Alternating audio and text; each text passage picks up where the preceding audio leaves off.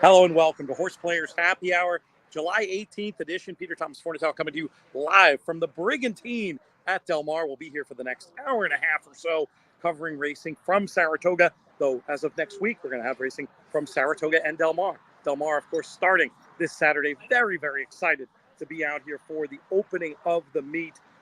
Not sure where JK is. He's going to be joining us at some point as well. We're going to have an array of special guests, lots of coverage of the Haskell as well. Haskell Day, be getting into the weeds on that one. Lots of great stakes racing, including the Win and You're In Haskell Stakes, Win and You're In action for the Breeders' Cup Classic. But right away, we're going to go to a pre-tape. We'll get to the live racing eventually, but we're going to get to a pre-tape. I had the great pleasure of catching up with a man this morning without whom HorsePlayers Happy Hour would not exist. And producer Craig, we're going to throw to that right now. Very happy to welcome back to HorsePlayers Happy Hour a man without whom this whole thing would not exist. These days, he has some work conflicts on Thursday afternoon, so we are pre-taping him, but need to get his face on these airwaves because as one viewer of these shows once said, if there's not Matt Bernier, it's not HorsePlayers Happy Hour. That viewer was me. Welcome back. Matt Bernier, how are things, buddy? I'm hanging in there, Pete. Good to be back on here. It feels like it's been, well, it has been. It's been a really long time, in better part of 2 years now. So it's good. I hope everything's going well with you guys. I know you're out west. Looking forward to opening weekend at Del Mar and having a Saturday kickoff, which is a little bit different, but I think people are still excited nonetheless. And on top of that, Saturday, big racing on the East Coast with the Grade 1 Haskell. We've talked about the Haskell a bunch on these airwaves on this very show, but did want to bring you in for your thought. First of all, I want to hear what you're doing work-wise, because I know we have some NBC coverage. That's always special when we get you guys involved in the horse racing, milieu. So what are you going to be doing down there? Where can people watch? And then let's hear what you think of the race. 5 to 6 Eastern. We only have the United Nations in the Haskell, but NBC, big NBC. I think you can also watch on Peacock, but NBC is where we will be. Brittany, Randy, Jerry at the desk, Seth, and Michelle Yu will be roaming, talking to some folks, and hopefully picking a couple of winners. But the race itself, it begins with fierceness. It doesn't sound like he's going to go, barring like a last-second change of heart. You take him out.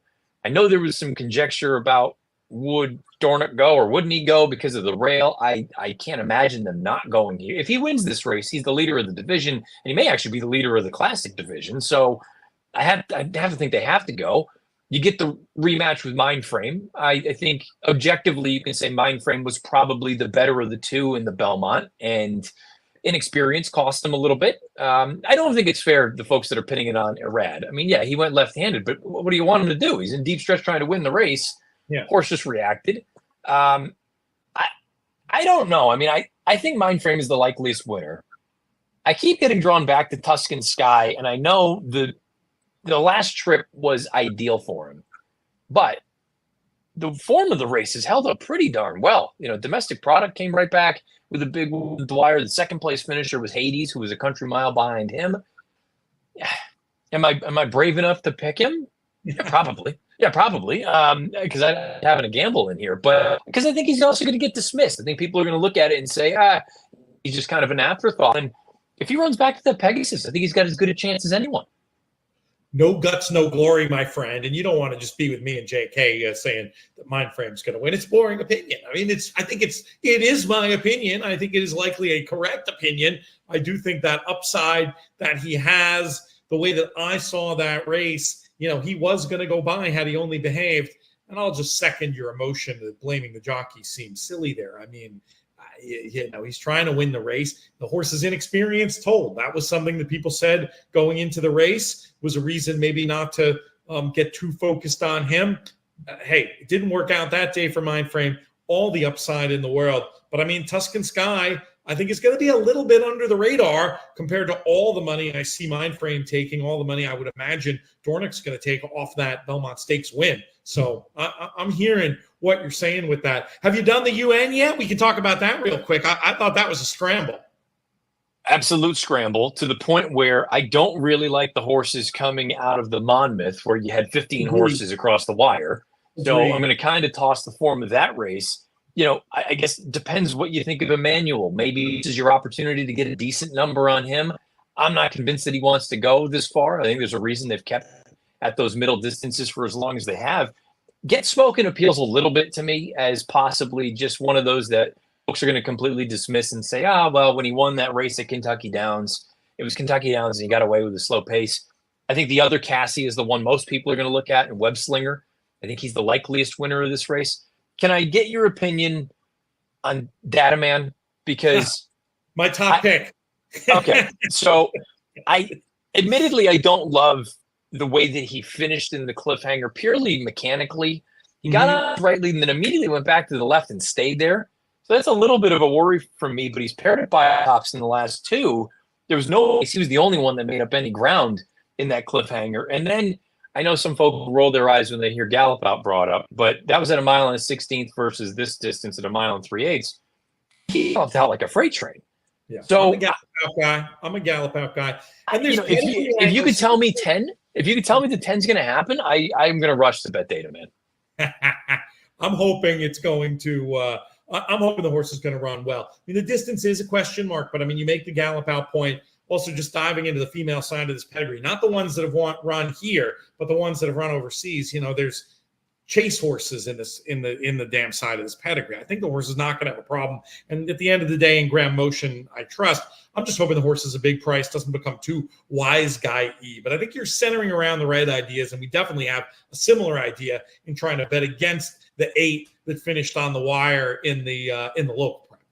I think my thought from a gambling standpoint will be keying Dataman first and second, and then using the Cassie horses in the opposite spots, and just boil it down to those 3 horses. And if somebody else beats me, somebody else beats me. But I think Get Smoking's going to get a little bit lost in the shuffle. I'm hopeful that Dataman gets a little bit lost, and I'd be surprised if Web Slinger didn't go off as the favorite in this spot. But I think he deserves to be based on what he's done so far and who he's kept his company against. I respect him. One other I'll just throw out there who I had on my short list who we haven't talked about yet in the race is Starting Over, who requires a little bit of imagination. But I mean, we've seen this movie before when it comes to Mike Maker and the way he's changed these horses' form by stretching them out. He may be a Gulfstream horse for course, but he's not going to catch money from that 11 post. And just at a big price as one to feather in through your exotics, I figure I'll throw him out there as well. He's won over the Monmouth turf in the past, and I feel like Mike Maker has won this race even with horses that on paper I was like, don't really love him, and they still go out there and get the job done. This is what he does, and this is a race that I feel like more often than not, kind of goofy things can happen. And you know what? With the local prep being just something I have no interest in whatsoever, I could certainly see the case for Starting Over, and who knows? Maybe I'll be wrong about that Monmouth Stakes, and that's what will produce the winner. But not for me, given the finish of it. Another guest I'm surprised we haven't yet had on our BCBC Diary show joins us now in the form of Matt Bernier. He was so essential to the formation of our HorsePlayers Happy Hour, and some of my fondest memories of hanging at the racetrack were with him in his very early days at the old place with the letters DRF, when he made a deep run in the Breeders' Cup Betting Challenge back in. I'll let you say it. I don't exactly remember, but I think it was the early days of a little show called the then DRF Players Podcast. I speak, of course, of Matt Bernier. Matt wanted to bring you on BCBC Diaries to check in with you. How are things going? How's life at FanDuel, TVG, and NBC? Pete, I'll tell you, it was 10 years ago, this Breeders' Cup, that run was made, 2014. It's been a long time. But look, everything's good work-wise. Oddly enough, 10 years ago, we were out at Santa Anita. This year, it'll be at Del Mar, and this will be the first Breeders' Cup that I missed since 2013 because I've got another kid on the way. So my schedule is going to just break up a little bit for good reasons. But yeah, look, just because I can't play in the BCBC anymore doesn't mean I don't pay attention to it. And I think the past 2 or 3 years, you can comment on this as well as anyone, it has turned into, I think, something totally different than when I made a run or two in those years in the past, just because, man, I think the folks playing are just so sharp and focused on the game plan is the game plan. Very few times you hear people calling audibles. It's very much we're going in and it's A, B, and C. And if all those three things happen, we either win or we're right there. And it's just a complete, I feel like a 180 from what we probably saw 10, 15 years ago with some of the runs that people made. It's been an evolution for sure, and a bit of an arms race in terms of how much money are you willing to shove at the end. Of course, Sean Borman, last year's winner, made that brilliant play, only taking a small piece of his bankroll and still getting to that kind of top number. But yeah, if you want to win the whole thing, it's not impossible to do without risking it all, but it definitely helps, and it certainly has changed. And yeah, that means the podcast that we started that has grown into this media network, that means that's 10 years old as well. That's pretty crazy. That went quick. And I love the news. Very excited about the family news of you. And now you'll have a Breeders' Cup baby to go along with the Derby baby. That was either fantastic or terrible planning. I'm leaning towards fantastic.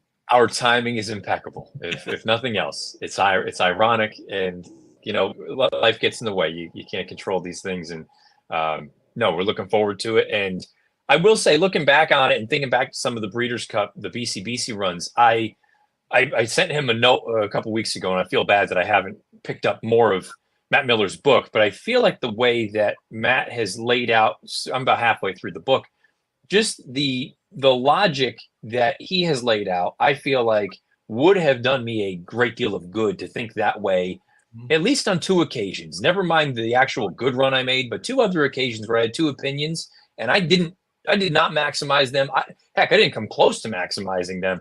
Had I kind of taken more of Matt's philosophy and, a plug to the book, Bettor Way of Thinking, that you were involved with as well, if I had used those trains of thought, I'm not telling you I'm winning either of those, but I'm at least in with a puncher's chance, because they were both instances where I would have had giant bankrolls with one 2 days ahead of me and the other half of Saturday still ahead of me. So, in hindsight, I wish I had some of this thought process or this logic years ago. People can check the book out, bettorwayofThinking.com. Matt, first-time guest on BCBC Diaries, all get the same question to close things out. Give me a Breeders' Cup memory. It can be from your big run. It can be from whenever, but I want the excuse to roll some tape and talk about some terrific Breeders' Cup moments here. Well, let's go with the big one. The reason that I got into the position I did 10 years ago was the Breeders' Cup Juvenile. Texas Red goes off and wins at a big number. We have the win bet. We have the exacta, the trifecta. In the form, when I was writing for the form, giving out picks, cold superfecta. And if my mind isn't completely shot, it was Texas Red over Carpe Diem over Upstart over the Great War, I believe, was the cold superfecta. Aidan O'Brien rounding things out. It sprung me into a position where I could then actually start playing, and then hit a win bet on work all week in the sprint. And then I got a little bit conservative, but you also have to factor in, I wasn't playing for myself. I was playing for charity. So the last thing I wanted to do was be the big boob out there and blow, $40,000 that very easily can be donated. And I decided at the very end, we're going to play with 5,000 in the classic, largely around Candy Boy. It didn't work out, ended with like 35,000 and then finished sixth, got another 35 or 40 on top of that. And we donated that all to Thoroughbred Aftercare. So it was a great event, fond memories. Not that this is going into that, but briefly, Stephanie's Kitten should have been, again, with Matt Miller's logic, that should have been an absolute smash spot. And instead, I just kind of treaded water, which was very dumb. And then the last BCBC I got to play in. And I'm only saying these things for other people to hopefully not repeat my mistakes. The last BCBC that I was eligible to play in before I started working for FanDuel was at Keeneland. It must have been 2 years ago, whenever it was. Flightlines Breeders' Cup. And on Friday, there was a horse that I was convinced the figures were not accurate on. And his name was Next. And he ran in the marathon race that day. And he had only gone a marathon on dirt one of the time at Delaware Park. And he ran a giant number. And I looked at the form of that race, and everybody coming out of that jumped up, and he beat him by a country mile. So I went to Randy Moss, who works with the Buyer Associates, and I said, can you look at this number? Because I'm planning on betting this horse in the contest. He comes back, he goes, you're right, it's too low, but I don't know how low is too low, because again, just purely on the clock, the number looked right. But when you see the form that everyone else has then subsequently showcased, he goes, it might be a little bit low. Sure enough, he goes off and waltzes on the front end. I think he was 5-1. And I should have just dumped the whole bankroll there. And instead, I just kind of got cute. I think I only made like $3,000 on the race, $4,000 on the race. And that was it. I didn't do a damn thing the rest of the way, with the exception of the turf. And I was well beaten at that point. So in hindsight, when you've got a spot where you think you've got an edge, lean into Matt Miller's train of thought. Dump it. If you're right, you're setting yourself up for success. If you're wrong, you at least went out with your strongest opinion. And I feel like I tried to champion that, but I didn't heed my own advice.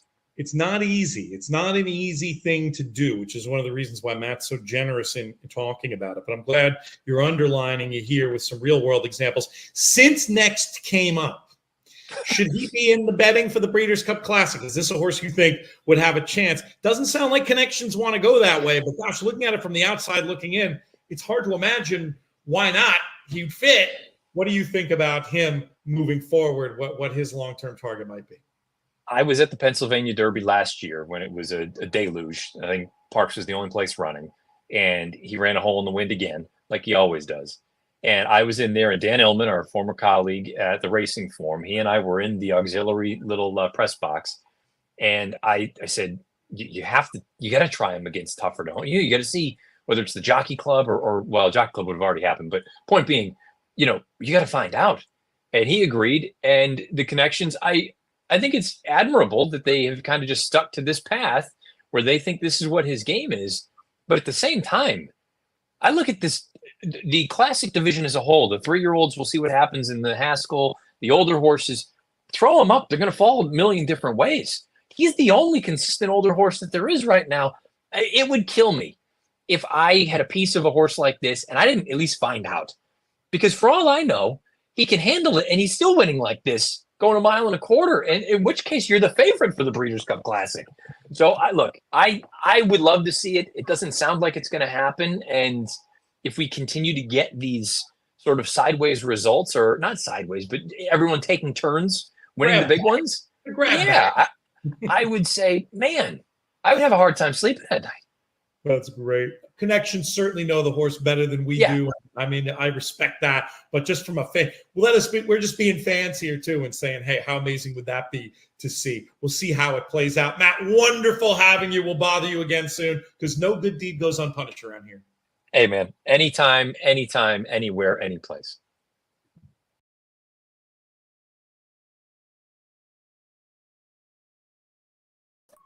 You're muted, Pete. Quick location change, and we have a new man there joining us from, I can't tell where he is. Let's bring him in and find out. JK, what's going on, my brother?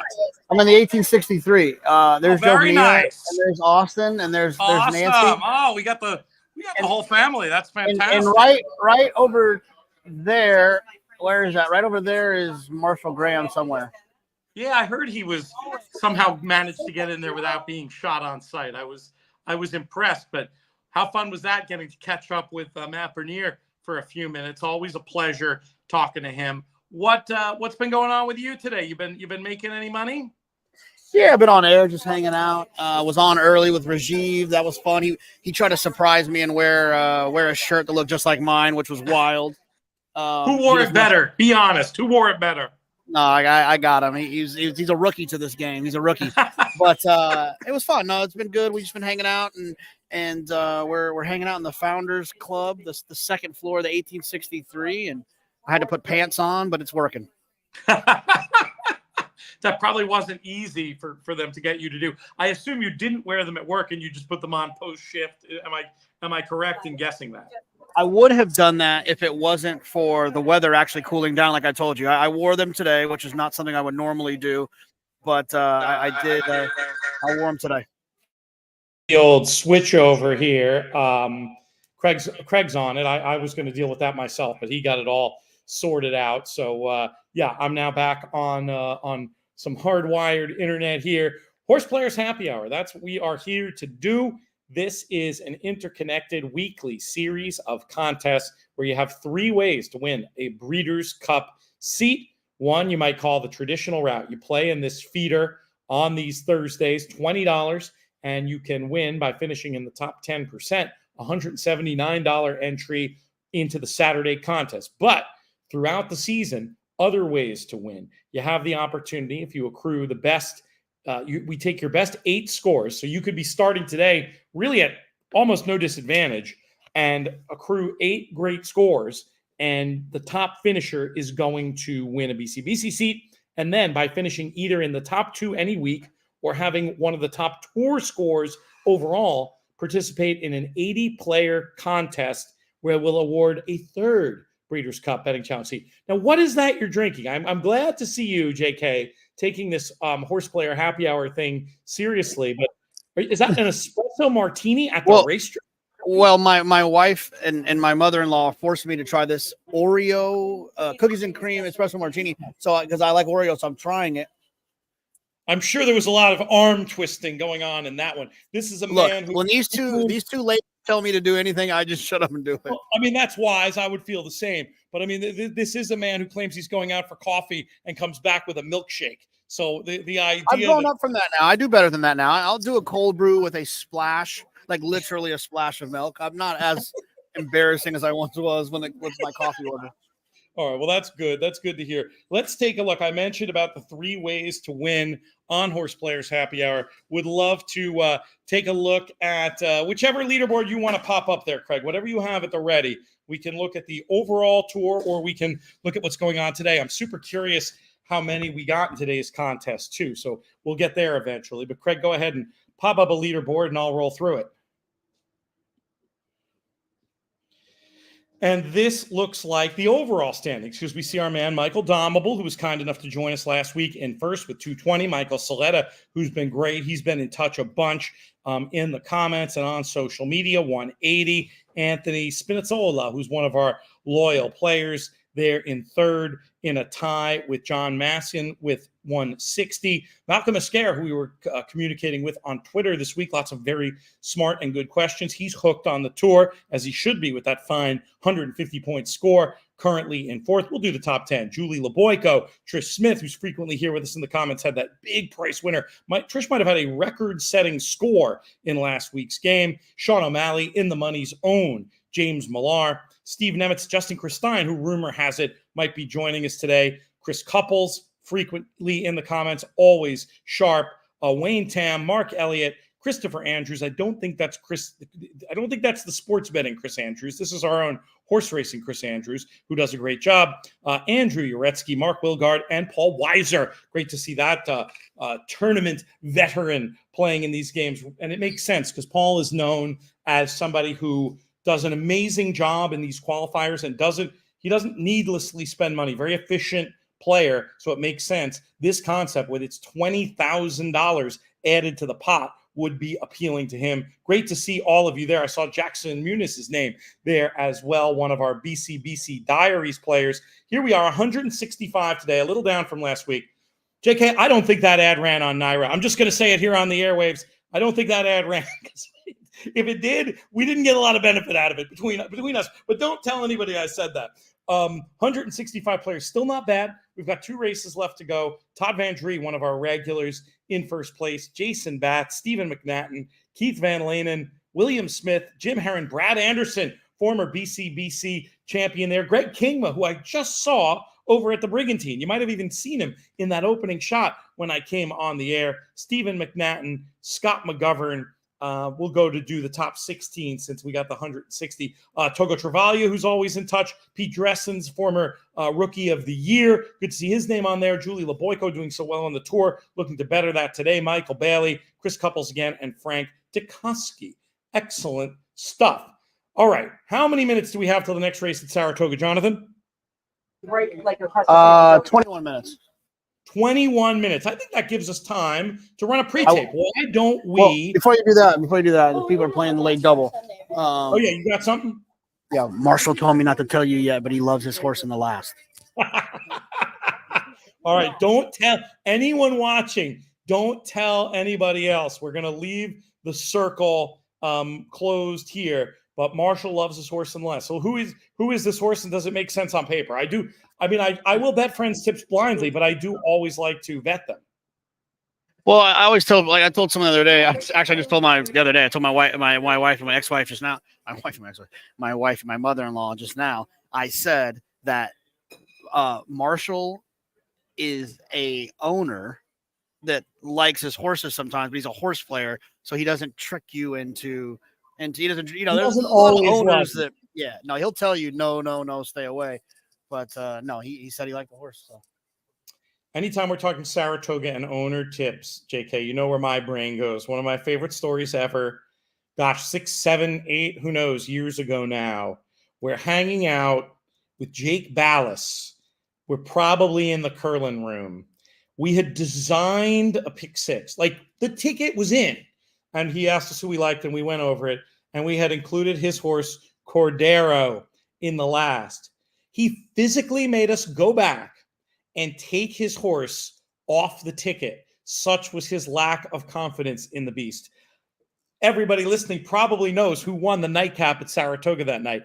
Jake more than made up for it. It was a lovely dinner at Boca that night. It was wonderful to see him and Cordero in the winner's circle. But it does go to the fact that, and Jake is actually very good when it comes to reading the form, but it can be very hard to interpret this stuff, and a lot of random stuff happens. It is horse racing, but Marshall's certainly a good judge. You remember the night in question I'm talking about? I remember the Boca. I don't remember the horse, but I don't remember the. It was Cordero. It was Cordero. Oh, because he didn't own the horse anymore, did he? I thought he was still involved. Maybe you're right. Yes, I mean I remember Cordero. Yes.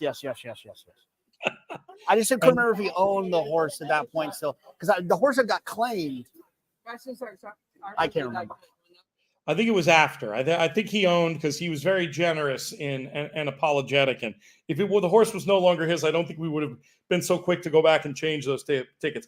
Anyway, we'll talk more about this late double. Let's take 8 minutes or whatever it is now and go flash back to this morning when JK and I spoke about the Haskell Stakes. PTF and JK back with you. Win and you're in action for the Breeders' Cup on the Jersey Shore. We've got the Grade 1 Haskell this Saturday. Some crossover with horses you'll know from the Triple Crown going to be participating here, and it's an exciting race. JK, let's go through these contenders, and then at the end, we'll give our selections, our ideas of who's going to win this year's running of the Haskell Stakes. Let's start with the Belmont Stakes winner, Dornick. What do you think of his chances? Look, I mean, he's really kind of turned into a darn good horse, right? He fooled me a little bit throughout his 3-year-old campaign, but the way he ran in the Belmont, I think he deserves to definitely be in the conversation in this Haskell. In the conversation, yes. I'm a little skeptical just because I feel like if they made a different tactical decision about Seize the Gray, if Mindframe had run straight in the stretch, felt like everything went his way a little bit. Maybe last time was the time you wanted to have, but not a horse I'm going to argue with, and great to see his participation in this race on the Jersey Shore. Maybe he'll kick sand in my face again. Jasper's Pride, local horse, big long shot. We won't pause there. But Tuscan Sky, certainly worthy of consideration after winning the local prep, the Monmouth Stakes at Monmouth. The Pegasus Stakes at Monmouth. Naira Betts, Pegasus Stakes. Is he a serious contender in here? Can Tuscan Sky step up? Absolutely. That's what's great about the Haskell, the Jim Dandy, and the Travers is you get to these horses that are kind of late to the party. Tuscan Sky ran well early in his career, failed as a short price horse in the Wood Memorial, but now seems to kind of be getting it all together. I think he definitely fits as one who has a nice race over the racetrack as well. Let's continue on down the field with Timberlake. I'll probably steal your thunder, or you'll steal mine with this one. This is a horse we both talked about as one that was probably in need of a turn back in distance. They're keeping him long. This is a track historically where horses can stretch their speed. It's played a lot more fair this year. I'm watching one with Timberlake, but this is a horse you've always been a bigger fan of than me. Do you like him in this spot? Yeah, I mean, I've always been a huge fan, and I've always felt like he's got a great race somewhere in him. I wish it would have been the Breeders' Cup Betting Challenge when I bet like $15,000 on him. But, yeah, I mean, look, he's got an opportunity to turn things around. I think that he's one that's always been ultra talented. I wouldn't be shocked if he was getting his picture taken at the end. I just think he's got some other pretty talented horses he's going to have to deal with. You're a man with his finger on the pulse of what's going on in the racing industry, these conversations with insiders you have. There's a rumor that several horsemen have you blocked on their cell phones from all the times you call them fishing for information. That's not true. I just made that up right now. What are you hearing? Are you hearing what I'm hearing about fierceness, that he may opt to skip this spot and run in the Jim Dandy next weekend instead? On the press conference yesterday, Todd Pletcher said it's all up to owner Mike Rapoli. Will fierceness compete here? And if he does, do you like him? I haven't heard, but knowing Mike Rapoli and knowing common sense, you would think that if he's going to have a short price horse in Mindframe, and Mindframe ships down and is ready to jump into the starting gate, feels like fierceness will probably stay back and run in the Jim Dandy. Why have one win and one loss when you can have potentially 2 wins? So I would think that fierceness will bypass the Jim Dandy as long as Mindframe is all good to go. And it just seems like a little bit of an insurance policy to make sure he's got a runner in the Grade 1 Haskell. Just step on it. Big, long shot, local horse. C-Streak of the local horses, maybe the one that could be the most interesting if ridden cold, and maybe to make one run in, potentially a sneaky exacta horse. I can't see winning. Before we get to Mindframe, do you have anything to say about either of these other local contenders? I think C-Streak is basically just the best option for getting to the Jersey Shore if you're in Manhattan.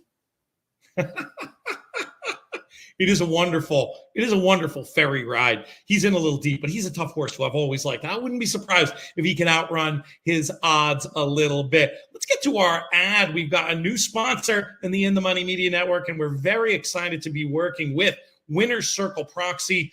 If you want to learn more, winnerscircleproxy.com/ITM. What is it? It is a way you can join the world's biggest football contest. That's NFL football at Circa Sports, with $16 million in guaranteed cash prizes this season. 2 ways to play and no rake: Circa Survivor and Circa Million, where you play against the spread. You can enter at Circa Sports in Las Vegas with Winner's Circle Proxy service. Then you can play online from anywhere. Winner's Circle Proxy clients win big: $7 million in 2023, over $15 million the last 5 years. Learn more about this most trusted proxy service by visiting winnerscircleproxy.com/ITM. Schedule your sign-up appointment today and make sure you tell them that your friends from In the Money Media sent you.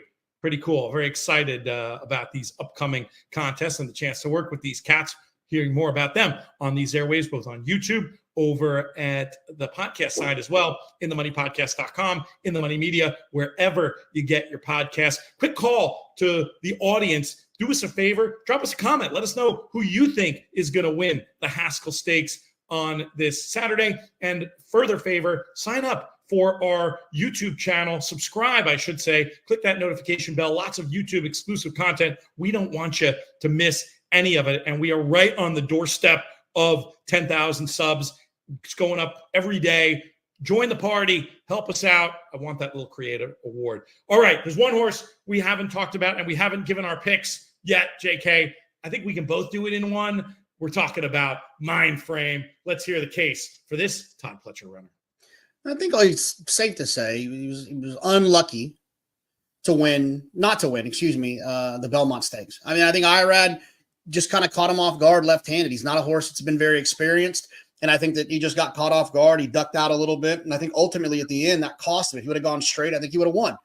But the other thing about Mindframe is that not only do I think that his performance was very close to being a Belmont Grade 1 winning performance, he was only his 3rd start. He's supposed to take another step forward, and if he takes that step forward, I think he could be extremely tough to beat. Todd Pletcher knows how to win this race. I think Mindframe might be the leader that's not quite in the clubhouse yet to win 3-year-old championship.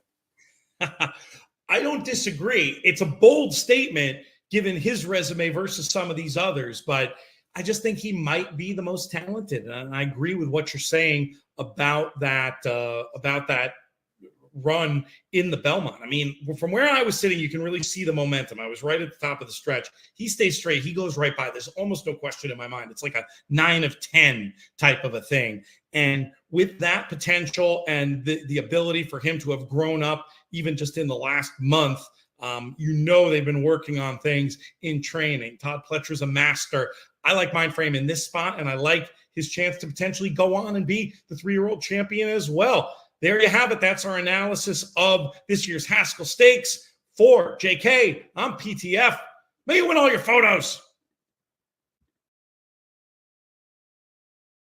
Probably could have edited out the little early for the May you win all your photos, but we'll get there. We'll get there. Jumping the gun. That was obviously a video we're going to pop up on YouTube aimed at our sort of, not the hardcores who join us here. A little bit more of a little bit more of the general horse racing audience. But hey, we'll keep the conversation going about the Haskell. If anybody in the comments wants to tell us who they like in there.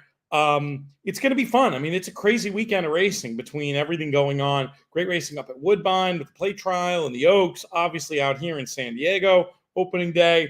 It's going to be fun.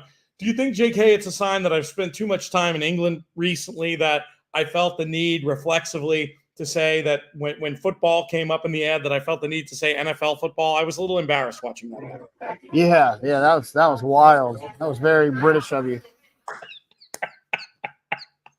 But anyway, in case anyone was confused, we do have people watching from overseas, but that's going to be fun. We're going to be talking more about that on recent shows. We've got, oh gosh, I forgot. We had talked about doing our stakes analysis for Woodbine in the context of this show.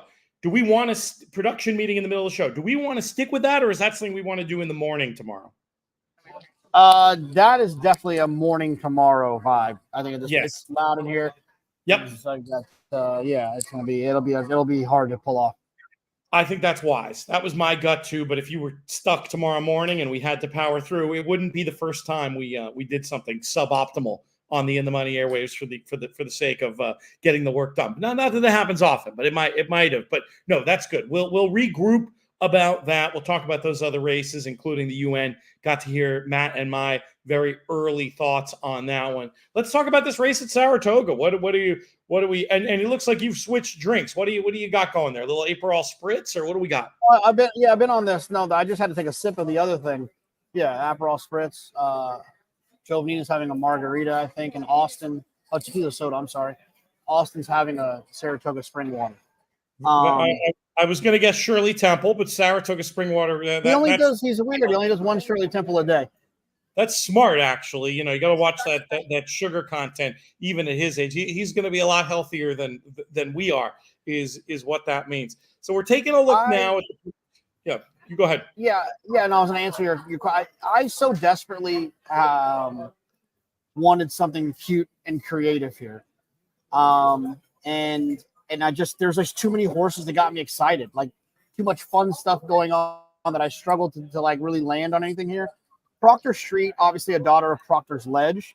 Proctor's Ledge was, for those tournament folks listening, Proctor's Ledge was the Gulfstream Park first or second time starter during the contest in Vegas with the letters maybe like 6 years ago won it like 20-something to 1.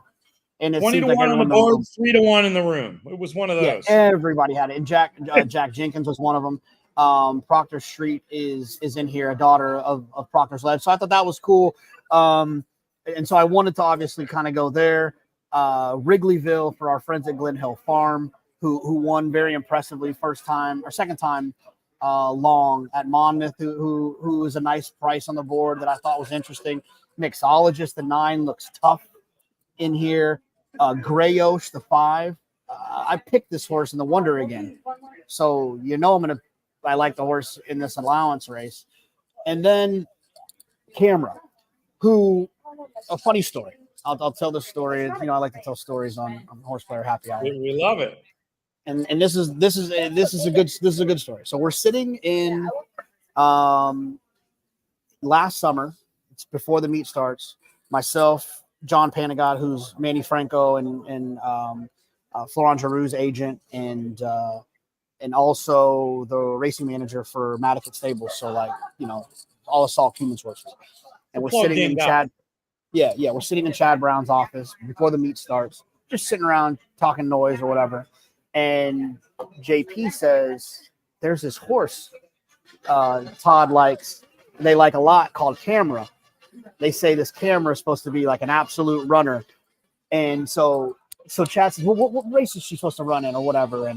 And Chad said, "The one on the whatever the third one of the book, Trainer Talk, the second one of the book or whatever it was, for the maiden fillies." And Chad, that was the moment in which Chad said, well, she better be a runner because I might have one of the best dirt horses I've ever trained in that spot. And we were like, who? He's like, this practical joke filly that I have called Ways and Means. And so, him and JP are like kind of going back, and it was funny, back and forth. And we go outside, and his exercise rider is there. And he asks his exercise rider, he says, they say this Todd Pletcher's got one called Camera that's really fast. They say that you're going to run against Ways and Means. And the exercise rider goes, they better take a picture of her in the gate because that's the last time they'll see her. Now they didn't run together. It didn't play out that way. It didn't play out that way, but it would have.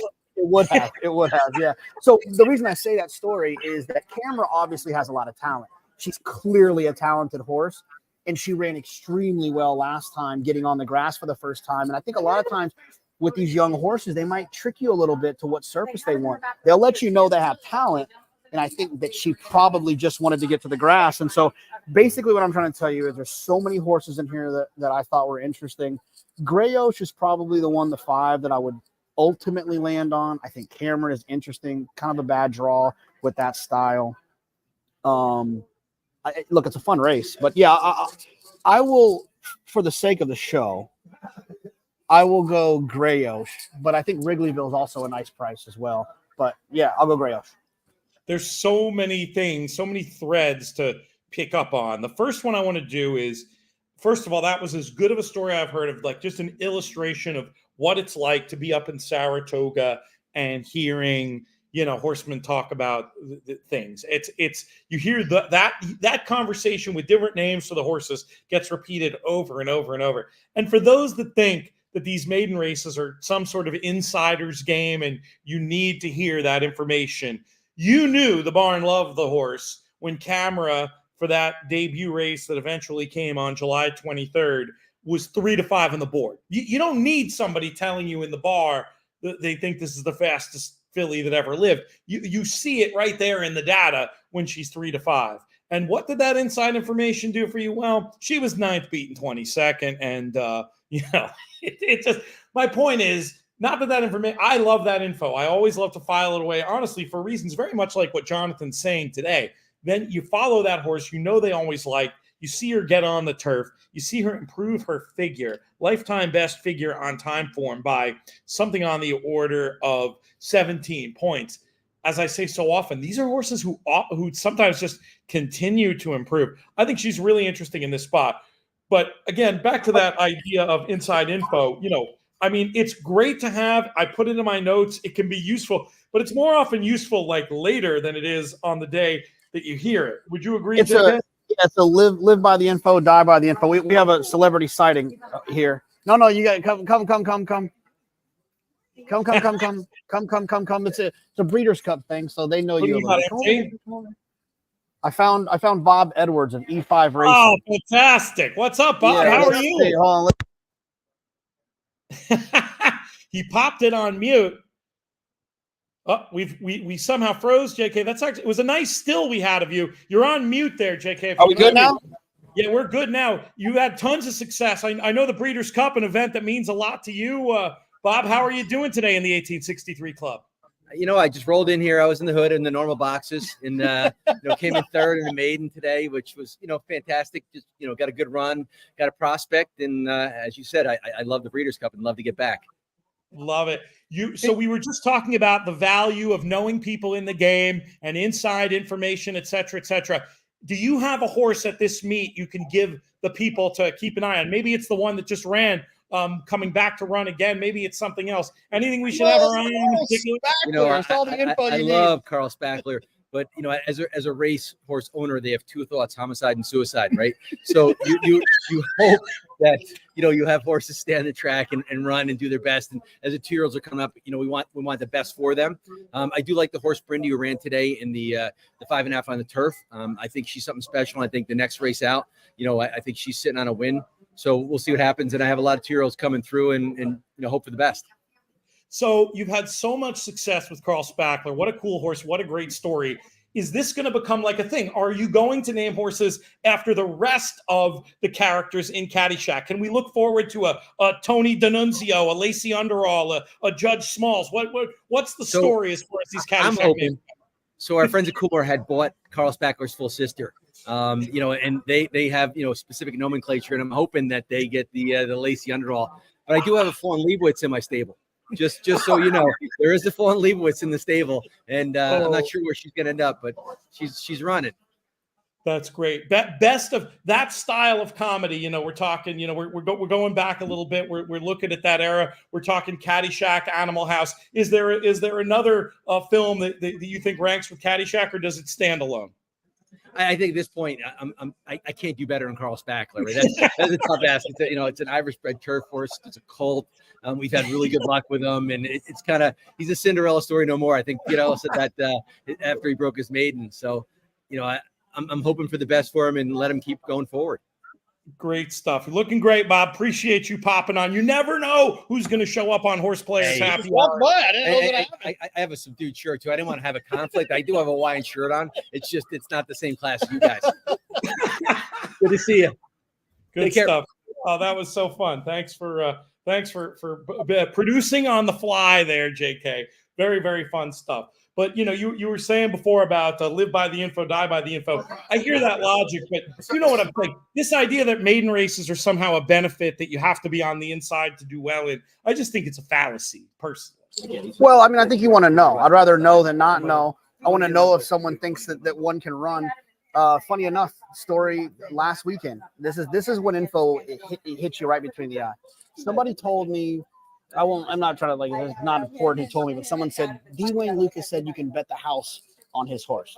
I'm like, okay, all right, coach, I appreciate that. Thank you very much.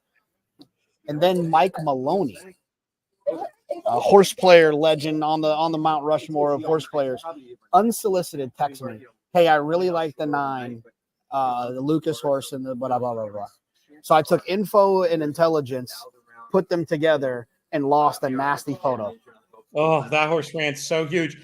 Another just weird story. So Susan was watching that race on TV, just watching your broadcast, and texted me before the race. I'm watching America's Day at the Races, checking out JK. He's got an awesome shirt. By the way, I love the 9 here. We all took a sick beat on that photo. We're about to go off here, so we're going to send this one to the call. We'll come back. We got to dig up the name of that horse for people.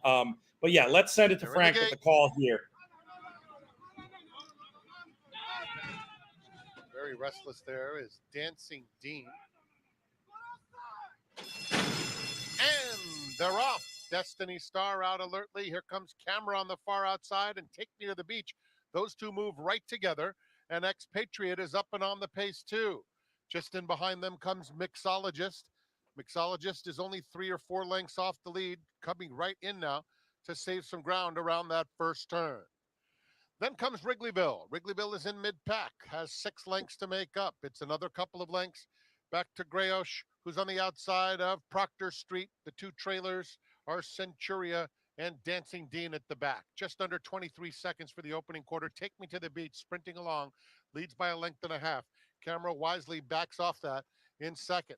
And then it's another length and a half back to Mixologist, who's in hand, moving up, inching up now, only within 3 lengths of the lead. Then Destiny Star along the inside as they come to the half-mile pole. Outside of her, Wrigleyville. Wrigleyville takes fourth and is making a move on the outside as the new leader is Camera. Camera goes right by Take Me to the Beach as Mixologist now moves into second. They're followed by Wrigleyville, fourth, 4 lengths off the lead midway on the far turn. Down at the rail comes Destiny Star through a half in 48 2/5 seconds. Grayosh is starting to pass some horses. On the far outside, Centuria there too. They're at the top of the stretch and it's wide open. It's Wrigleyville on the outside. In the center of the course, also coming is Proctor Street. Proctor Street from well out of it and Grayosh. Grayosh takes the lead. Proctor Street is coming swiftly on the outside. Grayosh, Proctor Street on the outside and Grayosh. These two come for the wire together. Photo finish. Too close to call, those noses bobbing up and down Proctor Street and Grayosh. Frank is so good at that game, but I did think it was the one's nose that got down there right on the line. Far be it for me to make a call when Frank demurred, but it looked to me like the one got the job done. The Brendan Walsh runner we talked about the whole field, but one of the runners we talked about beforehand. Do you agree? You think it's the one? Yeah, I think it's the one. Yeah, I think it's the one. I'm just annoyed that I didn't pick the horse. Did you hear my wife? She said I had the GD exacta because I didn't mute it. Let's see. Coming back the other way. It's the one. Yeah, it's 1-5. So it's funny. So I asked. I don't see it here. Anyways, I thought Bob ran against Proctor's Ledge before, so I was excited about that. But yeah, Proctor Street ran. I mean, this horse ran a big race. I mean, and I mean, Prototypical had done nothing wrong. Certainly, that maiden win was earned with a setup. It was just at Indy, but we see another example of a horse from the Midwest coming in. I mean, it had shown a little bit of finish. It was it was not an easy race. It fell apart late, and Proctor Street looks to have been the best closer. I mean, it's certainly an exciting race. Definitely for me, more of a race to watch than to bet. The horse that we spent a lot of time talking about ran okay. I thought really Camera proved best of speed, but they just went too quick there, and it knocked things out.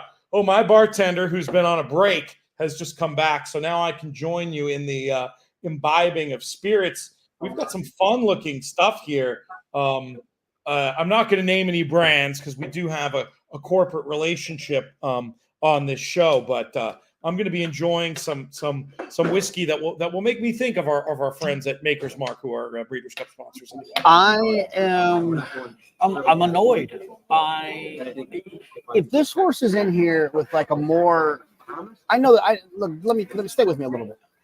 If this horse is in here with like a less interesting group of like Camera, Grayosh, Wrigleyville, right? Like I picked Wrigleyville that day, and obviously I'm a huge fan of Craig Burnick and Glen Hill Farm. Like if this horse was in just a group of horses that other horses that weren't pulling at my heartstrings, I'm involved here. I just couldn't get there. We got people watching from all over the world, including Japan. Thank you for chiming in the comments. Yeah, let us know where you are. And I want to say this real quick. I texted Brendan Walsh this morning, and I said Proctor, and he goes, but she's like, he goes, I'm hoping she gets in the money, but she's like her mom. She's improving. And I said, I loved her mom. And he goes, I know, she has a similar profile. Saves it all for the racetrack. He sure did. That was amazing. 17-1. We were talking before that idea, getting back to maiden races. I really think I completely agree with everything you're saying about you want to know the info, you take notes, you can use it. It's not useless, but the idea that these races are just a benefit for insiders, I really think is misguided. I think there's a lot of ways you can get angles on these races, whether it's watching the workouts, doing the deep dives into pedigree, looking at trainer patterns. There's so much more to it than just that word. And that word so often, especially to meet like Saratoga, gets captured in the betting signal. So what do you say to people who say, oh, I don't bet maiden races, they're just a benefit for insiders? That's stupid. It's just not true, though. It's because, I mean, honestly, like I think that info can screw up the market to make inefficiencies more than a formful race. Like, I mean, it happens all the time. I mean, look at the Camera race last year where she was such a huge favorite. It creates inefficiencies. So no, I think people that have any steadfast rules in this game where there's 12, four-legged animals running in a half a circle, that's why the game's so great. I don't give a dang what you think's going to happen. And I've lost races that I thought there was no way I'm losing. And in fact, like this weekend, I'm going to pick Candied, and I think part of my game on the Fox show to relate it to the common folk is to say that at this place, at this racetrack and racetracks across the world, American Pharoah got beat. So if American Pharoah can get beat, then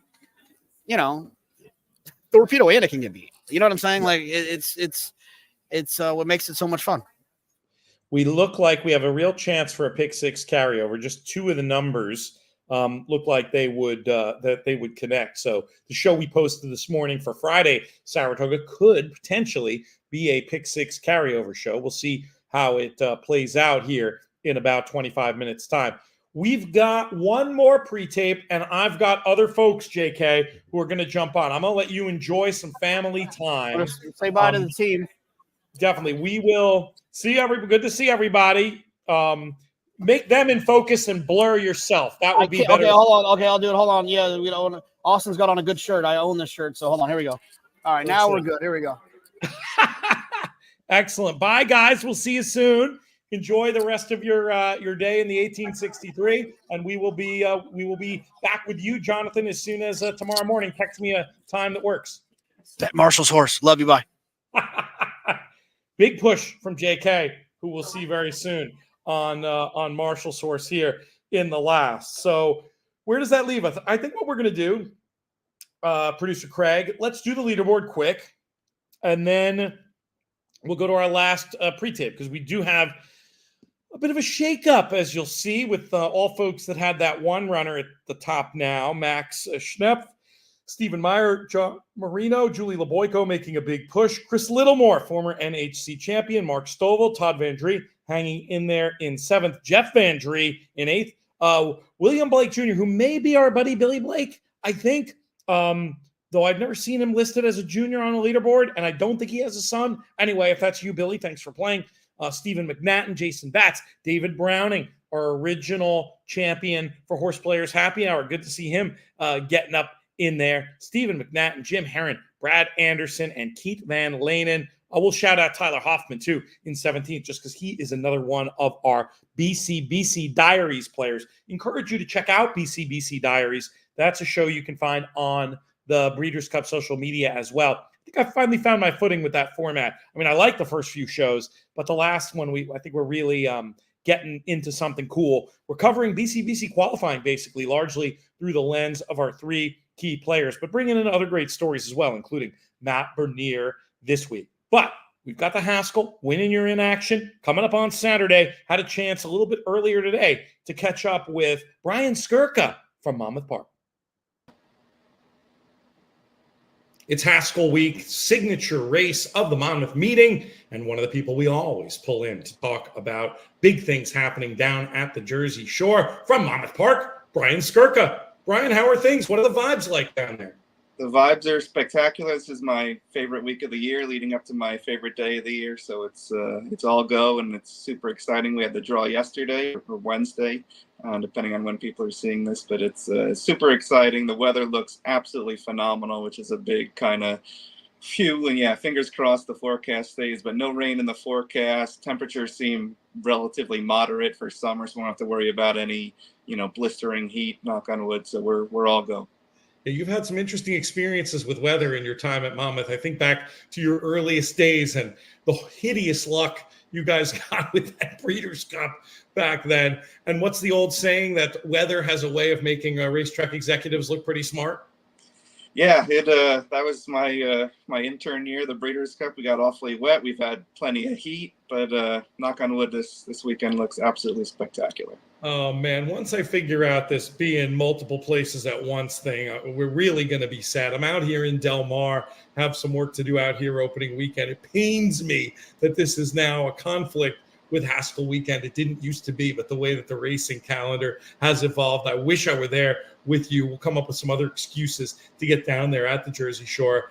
Let's pivot to the contest. We have a lot of people listening and watching who know about this already, but I want to underline to them just how fabulous of a prize package you put together last year. One of the main things we've been talking about is BCBC qualifying, and this is going to be a pretty interesting opportunity for people to do just that. Give us the lowdown on this year's Haskell contest. Sure. So it's a $1,000 buy-in. It is this Saturday, obviously, to tie into Haskell Day. It's Monmouth races only. So we'll have 14 races on Saturday. The card is already drawn. It's a phenomenal looking card, which we'll get into, I'm sure, later. But Monmouth races only, and it's an online only contest. Typically, we allow on-site play just because of the logistics of Haskell Day. That's pretty impossible here. So online only. You can play through TVG, 4NJ Bets, which is the New Jersey wing of TVG, Express Bet, and then if you're in Canada, you can play HPI as well. So for anyone other than people playing Express Bet, you have to be pre-registered by Friday at 3 p.m. Eastern. If you're a Canadian and playing Express Bet, you do that through Klaus Ebner up at Woodbine. If you're TVG, you do that through me. And then if you're an Express Bet player, you can either sign up through me, or you can sign up directly on Express Bet up until post time for race 1 on Saturday, which is noon Eastern. The prize pool, as you mentioned, is pending final number of players. But last year we had 265 players. That led to a prize pool of 8 BCBC seats, 2 NHC seats, and about $30,000 in cash. So I would hope we're at that number at the worst, and hopefully a little bit more than that based on what we've seen so far. This is our big BCBC qualifier because of the tie-in with the Haskell being a win and you're in race for the Breeders' Cup Classic. We kind of focus on BCBC seats for this. So we'll have the 2 NHC seats. Those are guaranteed. We'll have the tour points as a result. But the number of BCBC seats will go up pending how many players we have. Again, last year was 8. And we'll give away as many as possible pending total entries. Production meeting in the middle of the show here. I've been doing this BCBC Diaries show throughout the past month. And one of the things I really want to focus on is shining a light. We talked on last week's show about this contest and how it was coming up and what a great opportunity it was. Coming out of it, I'd love to feature, at least by name checking and maybe talking to one or two of the people who punched their tickets for the BCBC out of this event, because you know it really is one of the biggest events of the year in terms of BCBC qualifying. So I want to make sure we give it its due. So I'll be in touch with you after the contest to get that list of names and maybe bug you for some contact info if that works. That would be great. Absolutely. Yeah, usually the contest players love being celebrated after the fact. The possible exceptions being if there's outstanding warrants or money owed somewhere, but that's very infrequent. Very infrequent. Let's hope that's not the case in this scenario. Horse players usually much more above board than that. Let's talk about this fantastic racing. We're going to have many other segments on this show where we're talking to folks about their picks for this year's Haskell. From you, Brian, I want more of an overview of the field. I guess the biggest question is, what do we think the odds are that both Mike Rapoli runners will participate in this spot, Mind Frame and Fierceness, or does it seem more likely one will go here, one will wait a week? What's the word on the street at Monmouth Park? Well, the word on the street is the same rumors that I'm sure you've seen and everyone has seen. I have no inside information, but the intel that I've seen basically is Mike Rapoli. It's his decision, and it's leaning toward probably one or the other, just from what I've seen.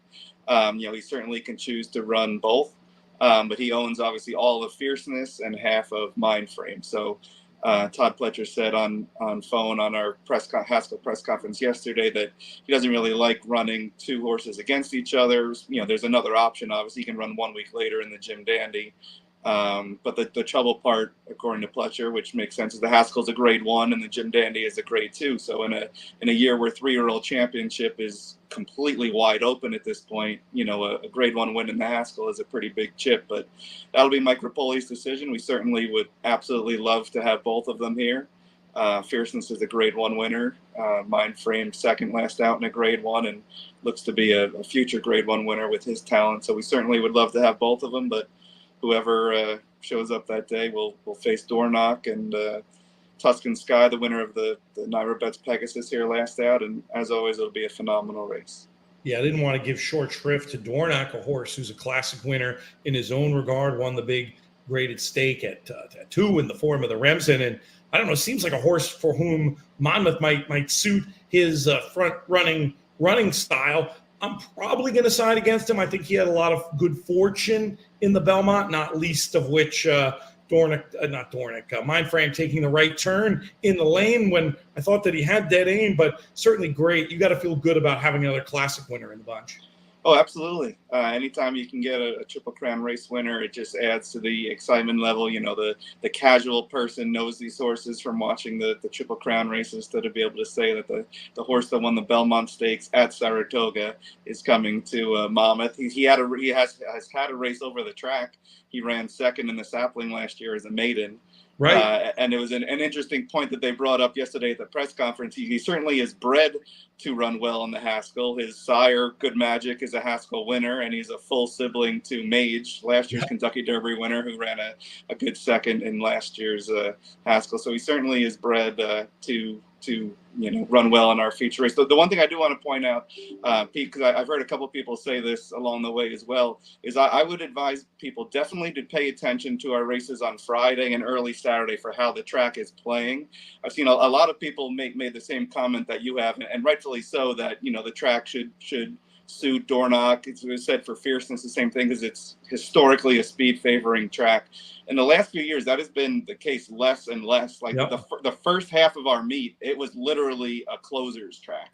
It has changed recently, but it certainly is not the just close your eyes, bet speed in every race. Like maybe it was 10 or 15 years ago. Like I said, the first half of this year, if you weren't off the rail and closing from the back, you did not win. That has changed a little bit recently, but just don't blindly assume that it's a speed favoring track. Watch the races Friday and early Saturday.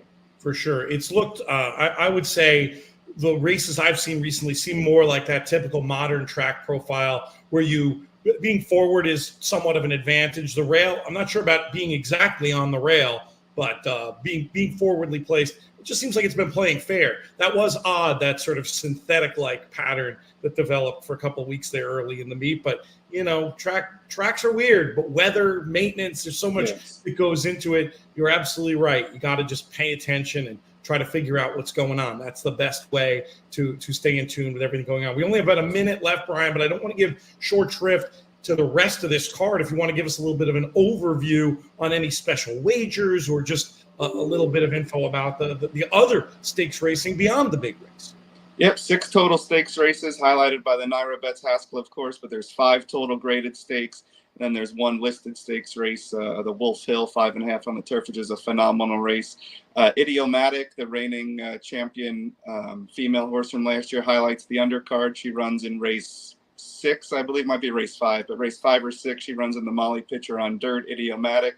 The United Nations, which is a grade 2, a mile and 3/8 on turf, is the race right before the Haskell. That is an absolute battle of all time. 12 full field of 12 in that race. That is a phenomenal race. The Haskell ends a $500,000 guaranteed all stakes 50-cent pick 4, which is races 9 through 12, ending in the Haskell. And then the last 5 races of the day is a $300,000 guaranteed 50-cent pick 5. That includes the UN, Haskell, and the 2 races after the Haskell, of course. So phenomenal betting opportunities, whether you're in the contest, not in the contest, guaranteed pools. The card, like I said, the fields were drawn yesterday. It's a fantastic card with perfect weather. There's no reason not to check out the card on Saturday. And make sure to get involved in the contest as well. Brian, great having you. We look forward to speaking with you soon, and wish you a wonderful day out there on Saturday. I'll be watching from afar. Perfect. Enjoy Del Mar. Thank you for having me, as always. Always great to have Brian on these airwaves. He does such a good job down there at Monmouth, taking care of tournament players. Speaking of tournament players and horse players, we've got a couple of them in the green room. Let's bring them in now. This man was wearing a tuxedo earlier in the day, but he changed, and he's now in his HorsePlayers Happy Hour uniform. He's Matt Miller. I think he just sold 3 books while I gave him his intro. How are you, Matt?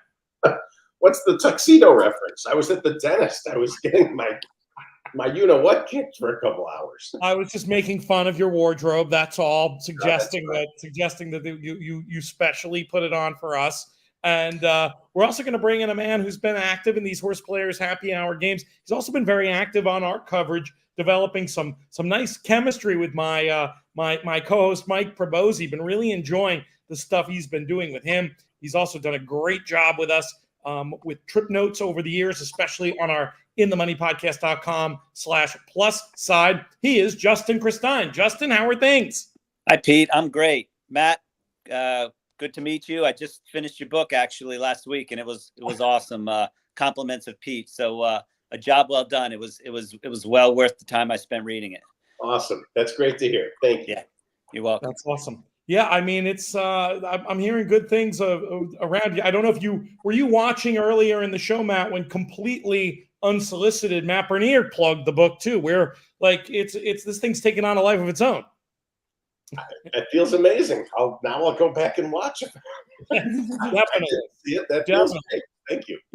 It'll actually be in the piece that's on BCBC Diary. So you are always welcome to come back and watch these HorsePlayers Happy Hours shows. Most fun, though, is when you can join us live. It's going to be for the rest of the summer anyway, Thursdays from 5 to 7. I'm going to try to get the whole contest I'm going to try to do 4 from Del Mar, 4 from Saratoga, and see if we can do the whole thing. It'll mean being on air a little bit longer, but I mean, hey, that's a feature, not a bug.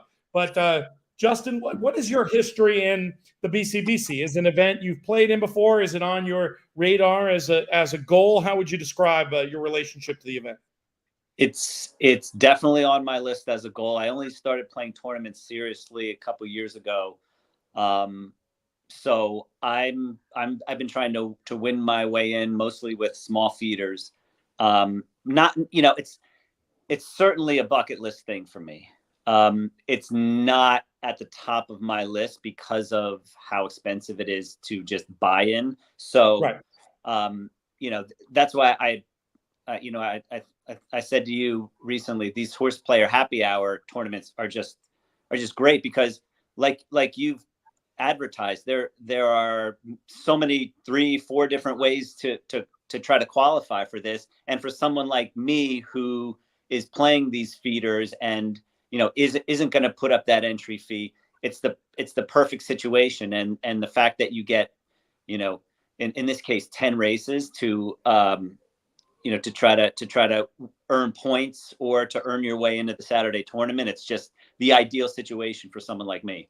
What do you think about the $2 win place format? Matt's on record as, it's not his favorite. He prefers to be able to have situations where you can control that bankroll. In terms of your handicapping process, you certainly come up with some creative ideas. Does the $2 win place format suit you? Or, if not, is it maybe the kind of thing where you should also be looking into some lower buy-in live bankroll opportunities to win the BCBCC?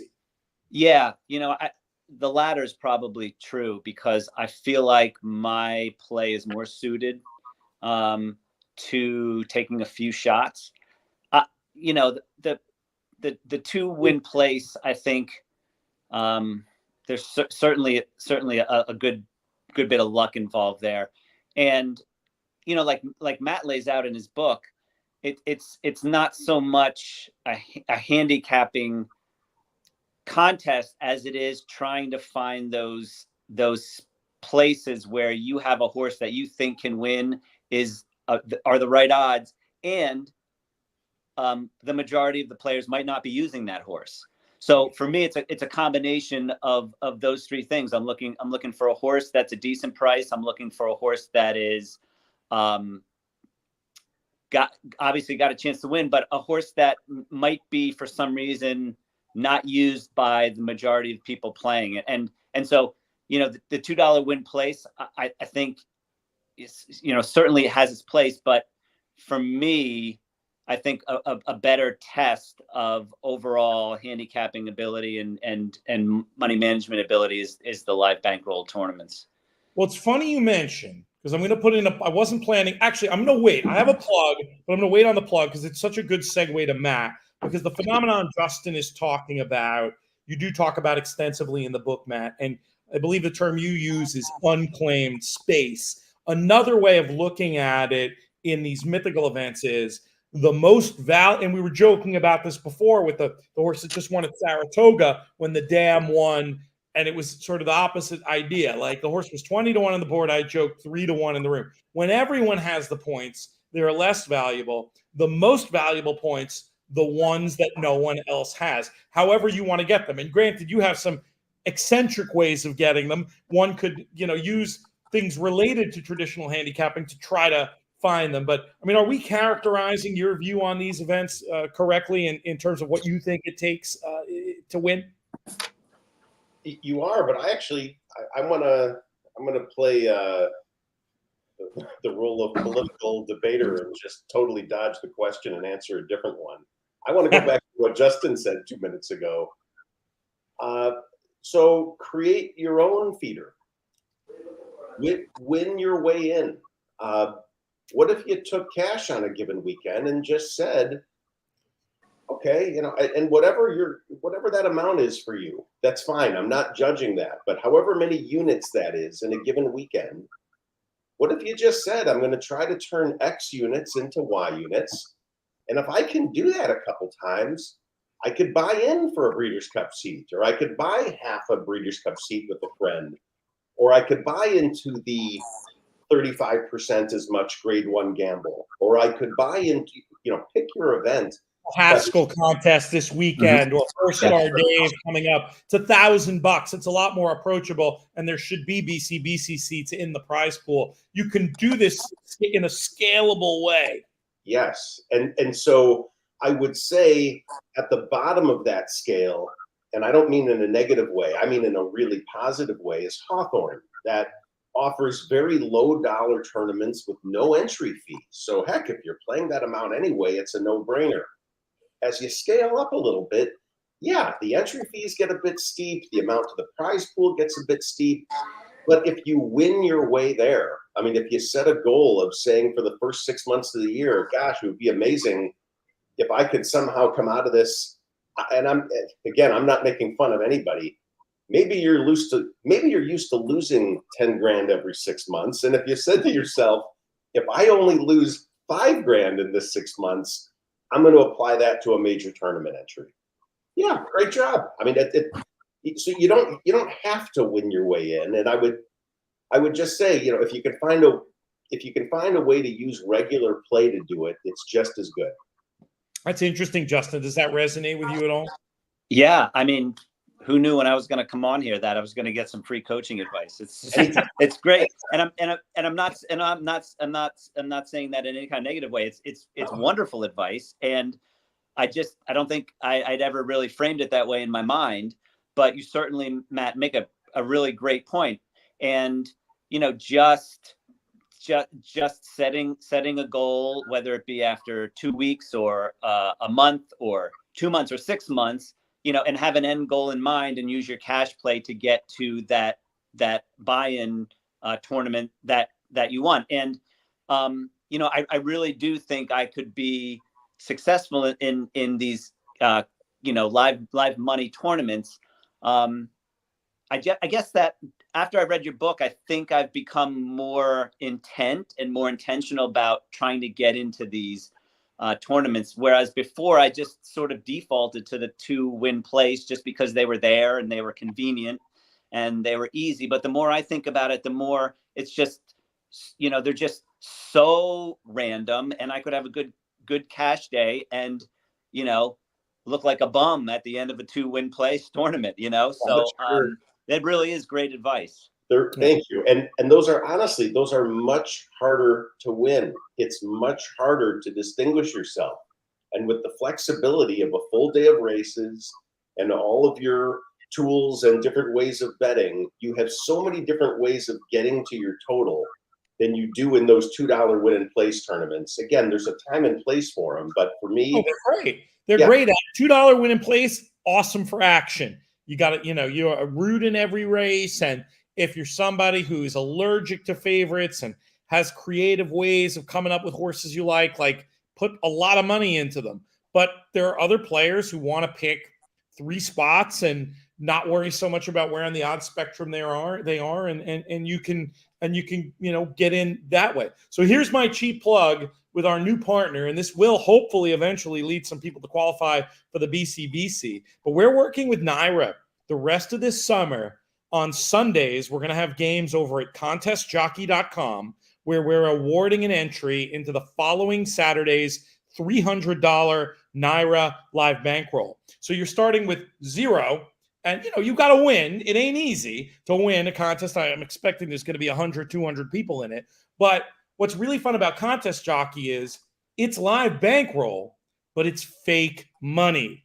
So it also gives you a chance to develop some muscle memory about these live bankroll techniques that you can take forward with you. Essentially, you pick one horse to win in every race. The bankroll, the minimum bets go up throughout the course of the tournament. Think blinds in a poker tournament. Part of this, we're clearly trying to ape no limit hold'em here, not least in the way that we want a format for contests that's televisable, which we should have a good episode of the Invitational we shot last weekend that awarded a 4-star Dave seat. But anyway, we're going to keep these going. Sundays, they're free to play. You can win that $300 entry. And I think both of you guys should participate because, heck, it's free. I mean, obviously, your odds are going to go way, way, way, way up if you sit there and manage the contest and, take advantage of the fact that you can go all in at any time. But heck, for a free roll, even if you just put in your minimums and play long shots and hope for the best, it could be something that you get some fun out of, and great way to get action. I want to see a lot of people from here. I want the winner of that to tell me, hey, I heard about this on the HorsePlayers Happy Hour tour, and that's why I decided to play. Have I sold you guys? Yes. How do you get there again, Pete? Where do we find those tournaments? I'm so glad you asked. Contestjockey.com. You can sign up to an account for free. You'll get emails about all the games. And yes, Sundays for the rest of the summer, we're going to be having them. We're loading here at Saratoga. I have lazily, but also because the horse looks very live on paper, bet the Marshall horse, the 3-runner. You guys have any bets here? Anything cooking? I violated a major rule, and after JK said Marshall liked this horse, I bet the absolute living daylights out of it. Yeah. I love it. Justin, how about you? I like the 4. I think he had a couple of trips back a while ago, and I loved the work that I saw from XB TV. I thought he looked great. Great. All right, let's go to Frank with the call. We'll keep you guys around till the end. We'll do the final leaderboard, and then we'll dance from there because there's like 100 breweries in this town, and I've only been to like 66 of them. So we've got work to be done. Going in. They're in the gate. And they're off. Tom's Chicken Fingers was off slowly. Even among the rest of them. Come on, Marshall. Albedo is up. Yeah, you gotta get this horse. Wasn't the best break. Now comes through to take the lead. Senegal is flashing. My friends' horses take on their names. Second, Hardridge to stay up there, along with very. Got there easy enough. I didn't love the break though. That could tell late. Is in the mix too. Just dropping out of that there is Albedo. Braca racing outside of that rival, and it's a pretty big gap to Tom's Chicken Fingers. And In My Shadow is far behind. Around the far turn, Hey Toby leads the way, pressed by Very Stormy on the outside. Come on, Toby. Another 2 back to Senegal. First and second is running though. Albedo is down at the rail there at the top of the stretch. Very Stormy's Are we white swamped, or can we cut and go? They'll come for the 8th pole together. Hey Toby on the inside, and Very Stormy stride for stride, shoulder to shoulder. 4 lengths back, Braca, Tom's Chicken Fingers, who was so far back trying to get a minor piece. Hey, Toby, resilient on the inside, trying to turn away. Very Stormy will. Hey, Toby. Yeah. Win the nightcap. Stormy was good, guys. I love it. I love it. Finger was 4th. I mean, that horse was loaded. Looked beat at least twice to me, but just kept finding. And I mean, that's been the story of the Saratoga track too to me. I mean, I feel like a lot of tracks in recent history that when you're like on the rail, it's not like the old days where you would see horses fine from there. But this track is fair, or maybe even the inside is worth the geometry. And Hey Toby used it to good effect there, just holding off that 8-runner in the spot. And we'll see what that does to our HorsePlayers Happy Hour leaderboard. But hey, a couple of bucks anyway. That'll pay for a few rounds of Pure Project, which is my next stop. Yeah, this covers next week's trip. I don't know how the horse didn't open at 1-9. It should be an investigation. I'm telling you. What are you referring to? Had you heard more than this idle tip? I mean, the horse made a lot of sense on paper, dropping, having shown speed. But what did you like? I mean, we're redboarding now, but what did you love about this horse? It's just, I don't know anything about the horse. It's just worlds colliding. Yeah. And you know I have a policy. I just don't bet friends' horses. There's so little mileage to be had in it. And they always seem to really like their horses. I'm so happy for them when they win anyway. It also really pisses me off when they're happy that their horse got second and I'm furious that it didn't win. So I just want to stay away from it. But yet, when a horse that I didn't even know was entered is mentioned by a different friend and someone texts me and says, hey, JK likes Marshall's, like, okay. That's converging. Like, Converging. Right, well, what's interesting to me is that you don't bet your friends' horses, but you will bet hunch plays. So reconcile that for me. It's all about how I'm going to feel afterwards. It's really well thought out. I don't mind losing on a hunch play. My hunch was wrong. I do mind the repeatable offense of listening to people that are hyping their horses and getting sucked into the energy of that. And it just feels stupid. And I just know, even when the horse wins, winning the money doesn't add that much. And when it loses, it subtracts a lot. So that's interesting. So you're happy enough. You feel like you have enough on in the emotional income of getting to see your friends win. Ask Howard Kravitz what I did after Certified Lover Boy won at Saratoga last year. Stories in the book. Stories in the book. I went bonkers. It was the most fun ever. I didn't have $1 on it. Oh, that's so fun. That's really, really fun. We're going to have to pull up. We don't often do this, Craig, but we'll pull up the winner's circle. I want to see, we got to have a look at Marshall in there. We have to see how he dressed for his winner's circle picture. Oh, there it is. Let's see who we got. There he is in the background. Oh, he's just in his typical attire. It's not like he busted out the tuxedo. That was a nice effort for this runner. Well, we almost missed it completely, but there we go. Good victory scenes for our friends in the purple and black. Hey, Toby, returning $5 in that one. Let's look at that final leaderboard, and then I'll let these guys get on with their evening and do the same. Max ends up holding on for that top spot. Julie Leboyko, that was some great play there, edging up with the place points from the 8 into second. Those two, by finishing in the exacta this week, have the opportunity to compete in our 80-runner tournament for a BCBC seat at the end of the season. One of the things I love about this tour, guys, is it's not oh my God, you have to play every week to participate in the prize pool. Yes, you have a much better chance of winning competing more often, but you can pop in for 1 week and punch your ticket to the finals. Stephen Meyer in third, John Marino, Stephen McNatton, Chris Littlemore, former NHC champ, Mark Stovall, William Blake Jr., who I have to find out if that's Billy Blake, who used to hang out with us at Saratoga and in the Eddie Logan suite. Got to figure out if that's the same guy. Todd, we got the Van Dries, who you would think were related, but they spell the name, that space in the middle. That could be a technical error, or that could be these guys are not related. Todd and Jeff, I think they're related. I think I've met them both. Jim Herron, Stephen McNatton, Jason Batts, David Browning, former World Horse Player Tour champ, Brad Anderson getting up in there with those place points from the 8, Matt's buddy, and a former BCBC champion, Daniel Edwards, rounding things out. Tyler Hoffman, unlucky, just missing there in 17th, but I think he'll probably get some breakage for his effort. Justin, Matt, thank you guys so much for being here. Justin, are did you get pressed into service to do some In the Money Plus stuff this weekend by our friend? And you have to clarify this for me, because I thought people from Eastern Pennsylvania and Western Pennsylvania didn't get along. You guys clearly putting the lie to that. Listen, only in the fall when the Steelers and Eagles are playing. Other than that, we're Pennsyltonians through and through. Yeah, I'm doing a show with Mike for the middle pick 5 at Saratoga for Saturday, and then we're going to do the pick 6 for Sunday. One of those is a free show, and the other one is for subscribers. Sunday will be free. That middle pick 5 will be for people who subscribe.